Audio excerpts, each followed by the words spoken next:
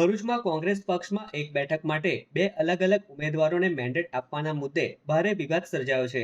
આ મુદ્દાને લઈને પક્ષના કાર્યકરો અને સમર્થકોમાં અસંતોષ ફેલાયો છે. વિરોધ સ્વરૂપે જિલ્લા કોંગ્રેસ પ્રમુખ રાજેન્દ્રસિંહ રાણા સહિત પ્રદેશ કોંગ્રેસના આગેવાનોના પોસ્ટર સળગાવી વિરોધ પ્રદર્શન કરવામાં આવ્યું હતું. આ ઘટનાએ સ્થાનિક રાજકારણમાં ગરમાવો વધાર્યો છે. આ સમગ્ર વિવાદ અંગે જિલ્લા કોંગ્રેસ પ્રમુખ રાજેન્દ્રસિંહ રાણાએ જણાવ્યું હતું કે જે દાવેદારને ટિકિટ મળી નથી તેમાં આક્રોશ હોવો સ્વાભાવિક છે, પરંતુ પ્રદેશ કોંગ્રેસ દ્વારા લેવામાં આવેલો નિર્ણય શિરોમાન્ય ગણાશે. તેમણે વધુમાં જણાવ્યું હતું કે શહેર કોંગ્રેસનું માળખું તેમની સીધી જવાબદારીમાં આવતું નથી, છતાં મોવડી તરીકે તેમના પર આક્ષેપો કરવામાં આવ્યા છે. આ સાથે તેમણે સંકેત આપ્યો કે સમગ્ર મામલે પ્રદેશ કોંગ્રેસ દ્વારા આગામી સમયમાં યોગ્ય પગલાં લેવામાં આવશે. ઉલ્લેખનીય છે કે કુતબુદ્દીન પટેલનું ઉમેદવારી ફોર્મ રદ થતા તેમના સમર્થકોમાં ભારે નારાજગી જોવા મળી હતી, જે આ વિવાદનું મુખ્ય કારણ માનવામાં આવી રહ્યું છે. આ બનાવના પગલે ભરૂચ કોંગ્રેસમાં આંતરિક મતભેદો ખુલ્લા પડ્યા છે. આજે શહેર કોંગ્રેસ સમિતિમાં જે 2 નંબરમાં વિવાદ થયો, કાર્યકર છે, દરેક કાર્યકરને ટિકિટ માંગવાનો હક છે અને સ્વાભાવિક છે કે હવે એક જણને ટિકિટ મળે. પ્રદેશ સમિતિમાં બધાને સાચવાનો પ્રયત્ન કરે અને આખરે નિર્ણય આવ્યો છે એ ઉમેદવારો માન્ય પ્રદેશ કોંગ્રેસ સમિતિ જે નિયુક્ત કરી છે એ માન્ય ઉમેદવારો છે ને સર્વમાન્ય સ્વીકારેલા છે. રાજેન્દ્રભાઈ, તમારા ઉપર આક્ષેપ છે કે આના અંદર તમારો આખો રોલ હતો, પૈસાની લેતી દીધી સુધીની તમારી પર આક્ષેપો લાગ્યા છે કે ટિકિટમાં પૈસા લીધી. આમાં આવ્યું છે કે સીધો આક્ષેપ ગુજરાત પ્રદેશ કોંગ્રેસ સમિતિ પર છે. આક્ષેપ પૈસાનો જે કહો છે એ અમારો મોવડી મંડળ જે રીતે કહેશે એ રીતે આગળ વધીશું. એવું કંઈ હોય ના, પણ એક આક્રોશ હોય કાર્યકરને, સ્વાભાવિક છે કે ટિકિટ મળે ના મળે કે આક્રોશ હોય. આખરે તો પરિવારનો મામલો છે ને પરિવારમાં સુલઝાઈ જશે.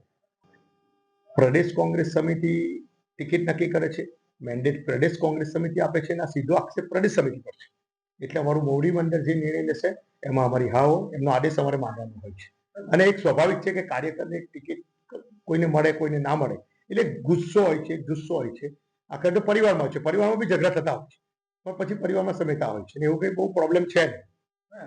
સ્વાભાવિક છે, જિલ્લા કોંગ્રેસનો પ્રમુખ છું, મારી બંધારણ મુજબ તો હું શહેરમાં આવતો નથી, પણ સ્વાભાવિક છું, જિલ્લા કોંગ્રેસનો પક્ષનો મોવડી છું, તો સ્વાભાવિક છે કે કોઈ માણસ આક્ષેપ કરી શકે છે. પ્રદેશ સમિતિ પર આક્ષેપ થયા છે, એ કઈ પરિવારનો મામલો છે. હા, એ તો તમામ પ્રયાસ તો પ્રદેશ સમિતિએ કરેલા છે ને આખરે સમાધાનથી પ્રદેશ સમિતિએ સમાધાનથી જ કરેલું છે ને સારા દિવસો આવશે ને ઉમેદવારો અમારે જીતવાના છે ને દર વખત કરતા પરિણામ બી ખૂબ સારું આવવાનું છે. તો બીજી તરફ ભરૂચ શહેર કોંગ્રેસ પ્રમુખ સલીમ અમદાવાદીનું પણ નિવેદન સામે આવ્યું છે. સલીમ અમદાવાદીએ તેમના અને જિલ્લા કોંગ્રેસ પ્રમુખ પર લાગેલા આક્ષેપોને ફગાવ્યા હતા.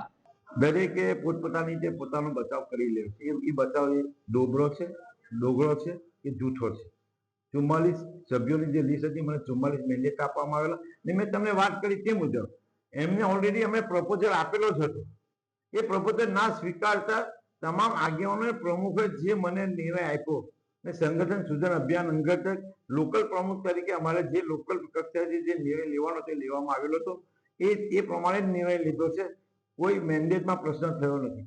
જો થયું છે તો એ એમના કક્ષાથી થયું છે કે ભાઈ બહારથી 2 મેન્ડેટ લાવીને એ લોકોએ ફોર્મ ભર્યા.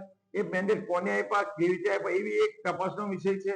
એમાં આપણે નથી પડતા, પણ જ્યારે એક વખત મેન્ડેટ આવેલો છે તો વાદ વિવાદ નથી કરતા.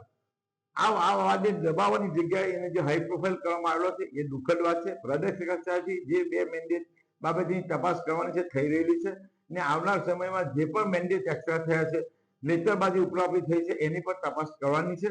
પરંતુ જ્યારે ઇલેક્શન સ્ટેબલ થઈ રહ્યું છે તો આપણે ઇલેક્શનમાં ધ્યાન આપવા કરતા વાદ વિવાદમાં ન પડતા ઇલેક્શનમાં પબ્લિકને કેવી રીતે કન્વિન્સ કરવાની, પ્રજાને કેવી રીતે આપણા તરફ લઈ જવાની તે વાત પર ધ્યાન રાખવું જોઈએ એવું મારું માનવું છે.